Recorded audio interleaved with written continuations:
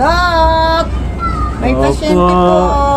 Ay, Yung dati sino niyo po yan? yata itong pasyente bumalik. Okay, tuloy-tuloy. Nurse, papasok mo, nurse. Okay, pasok po kayo.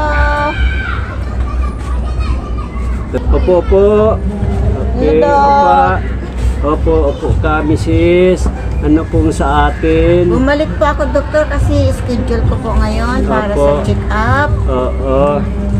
Oo. Ako po ay nagpapasalamat, doktor, kasi Okay. gumaling po ako sa mga Oo. resita mo sa aking mga dahon-dahon. Oo, garantisado yun, Mrs. Opo. Oo. Kaso, doktor, may Oo. problema.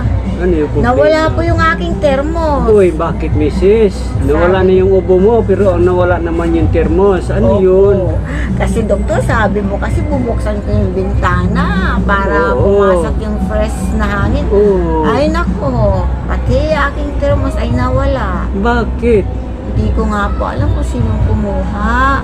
Ay, umakyat doon sa bintana o doon mo nilagay yung termos mo? Opo, malapit sa may bintana. Ilayo mo, Mrs. Pero, ang importante, nawala yung ano mo, Mrs. Yung ubo. Opo. Oh, bibili ka na lang ng termos, Mrs. ulit. Oo, at least yung ubo mo, wala na. Opo. Oo, sige, Mrs. Yun na problema mo. Opo, sa yun lang ngayon. po. Okay. At Mrs., alam natin yung mga problema. Oo. Oo, sa sakit man, kumari barang, o ano pa, no? O hula, o magaling tayo dyan, Mrs., no?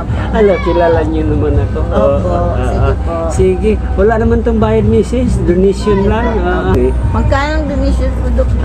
500 lang naman, Mrs. Ay, kunti lang naman yun. Epektibo naman yung mga gamot natin. Sige, Mrs. Sige po. Salamat po, doktor, ha? Bili ka ulit ng termos, ha? Buti na Opo, lang yung sige cellphone mo, hindi nawala. Opo, thank Sige, you. bye-bye. Bye-bye.